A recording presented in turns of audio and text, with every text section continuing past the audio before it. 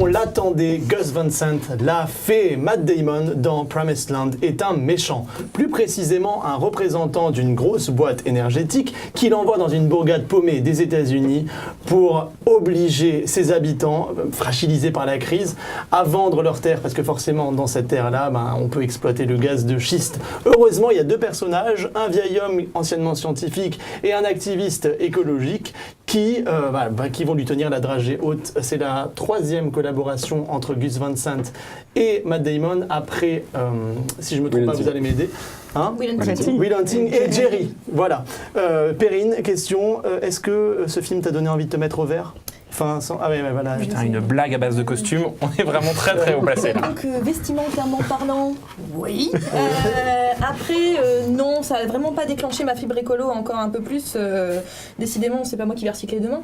Mais au-delà de ça, non, j'ai un problème avec le film à la base. Je veux dire, on a quand même Gus Van Sant derrière les manettes. C'est un type qui va quand même assez loin dans la mise en scène. On l'a vu avec notamment Elephant, qui n'a pas peur d'oser, qui fait quand même des sujets intéressants, importants.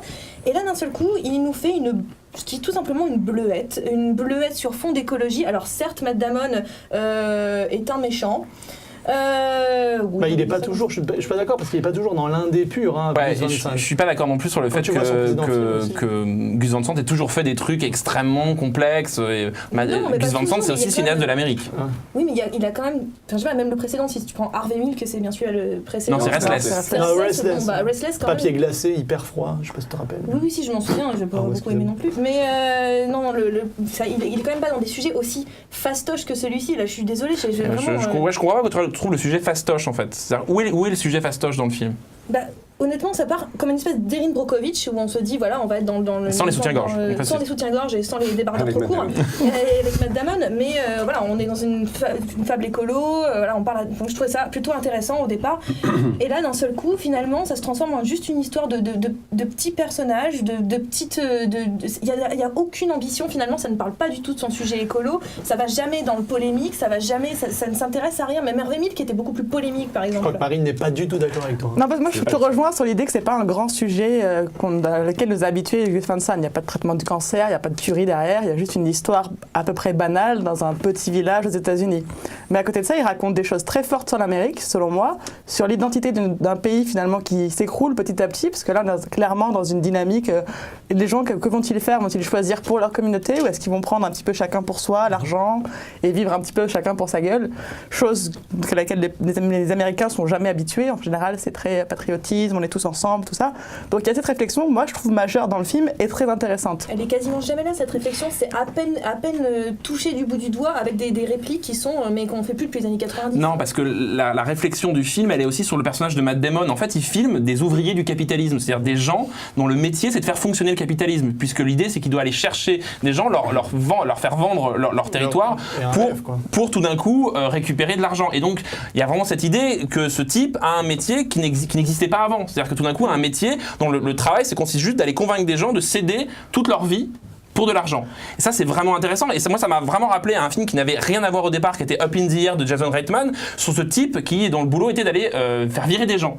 Et là, l'idée géniale, comme tu l'as dit, c'est de prendre Matt Damon, qui est quand même l'acteur, qui est Monsieur Gentil par excellence aux États-Unis, de lui faire jouer ce rôle-là. Et pourquoi il fait ça ? Et d'ailleurs, Matt Damon est crédité au scénario, je pense que ça vient aussi de lui. Et d'ailleurs, j'ajoute juste qu'il devait réaliser le film, mais qu'il a envoyé juste avant de prendre l'avion le scénario à Gus Van Sant. Et lorsqu'il a atterri 2 heures après, Gus Van Sant lui a dit je le réalise. Parce que l'idée qui est intéressante, c'est que Matt Damon, en fait, qui a une espèce de type de genre idéal, et ben tout d'un coup, quand on voit le film, on n'arrive pas à savoir. C'est-à-dire qu'effectivement, on est contre ce personnage au départ parce que il y a la bonne morale derrière ça, l'argent c'est pas bien, et en même temps, le film arrive à flouter ça. C'est-à-dire qu'à un moment, on se pose la question. Moi, je me suis vraiment posé la question dans le film, et c'est ça qui m'a tenu pendant à peu près 1h30. Moi, le dernier quart d'heure du film me pose problème. C'est-à-dire concrètement, ce type qui en fait vient de la campagne et qui a renié son identité, qui a fait en sorte que finalement, il a rejeté cette identité de la campagne campagne qui était la sienne et qui le fondait, il est allé courir après le capitalisme, il revient dans cette ville et il a peur, il se reprend tout ça dans la gueule en fait. C'est concrètement, qu'est-ce que j'ai abandonné? Non, puis ce qui est intéressant aussi par rapport à la question de l'écologie, c'est que c'est un film qui pose quand même un problème qui est rarement mentionné sur le sujet. C'est que, ok, il faut être écolo, et évidemment la morale du film c'est ça, c'est un film qui est quand même pro-écolo, mais malgré tout ce qui est intéressant c'est que Gus Van Sant et le film s'intéressent quand même au sacrifice de chaque personne. C'est-à-dire qu'être écolo en groupe, ok c'est très bien, c'est un super sujet, c'est un super message, mais ça implique un sacrifice de confort, un sacrifice de machin, que les gens sont pas prêts à prendre tout simplement pour des raisons individuelles, et le film pose très bien cette question-là, parce que finalement, à chaque fois, le sujet écolo, on a tendance un petit peu à le rendre un peu plus beau qu'il ne l'est, et le film pose la question du sacrifice de chaque homme pour ça. Mais la question écologique dans le film, elle me paraît très très minime quand même.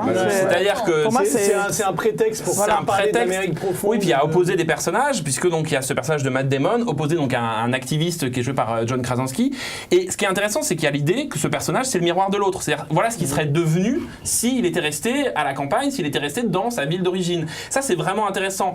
Après, la limite du film, c'est évidemment son retournement de situation finale qu'on peut pas révéler, et le dernier quart d'heure retombe sur les pattes d'un film qui n'était pas celui-là, c'est un film à la Capra. C'est-à-dire qu'on vend le film en disant c'est un film à la Capra, un grand film social sur Il y a l'Amérique. des choses qu'on peut pas trop révéler. Voilà. Donc c'est difficile d'aller au bout de la pensée, parce qu'il faut vraiment expliquer aux personnes qui nous C'est vraiment regardent. le souci du film, c'est mon souci avec le film. C'est-à-dire que tout ce que vous venez de dire, je suis tout à fait d'accord avec vous sur la première heure.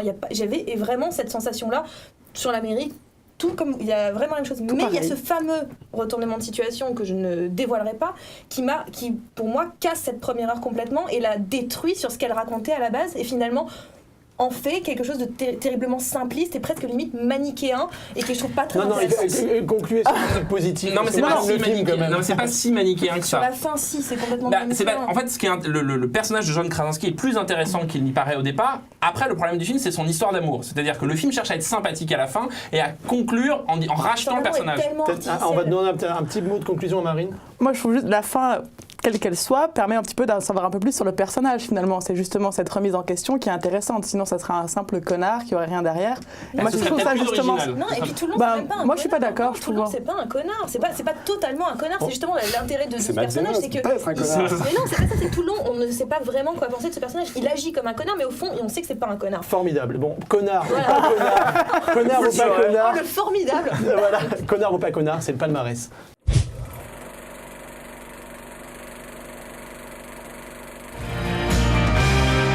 We're a $9 billion company. Do you know what we're capable of? Do you?